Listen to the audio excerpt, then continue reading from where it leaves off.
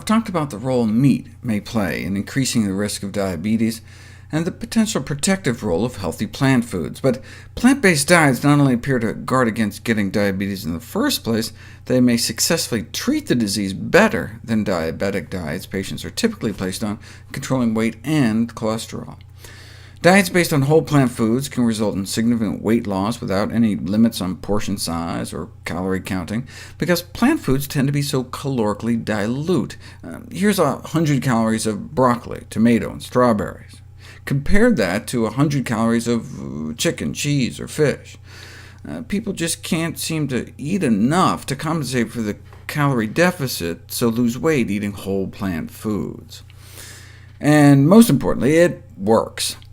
Better. Plant-based diet beat out the conventional American Diabetes Association diet in a head-to-head randomized controlled clinical trial without restricting portions, no calorie or carb counting. A review of all such studies found that individuals following plant-based diets experience improved reductions in blood sugars, body weight, and cardiovascular risk compared with those following diets that included animal products. And cardiovascular risk is what kills diabetics the most. Are more likely to get strokes, more likely heart failure. In fact, diabetes has been proposed as a coronary heart disease risk equivalent, meaning diabetic patients without a history of coronary disease have an equivalent risk to those non-diabetic individuals with confirmed heart disease. A newer study used a technique to actually measure insulin sensitivity.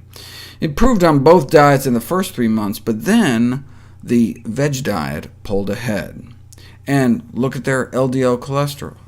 That's what we see when people are put on a plant-based diet. Cholesterol comes down so much, it can actually reverse the atherosclerosis progression, reverse the progression of heart disease. We know about the beneficial effect of vegetarian diets on controlling weight, blood sugars, cholesterol, insulin sensitivity, and oxidative stress compared to conventional diabetic diets. But what about quality of life, mood? How did people feel after making such a dramatic change in their diets?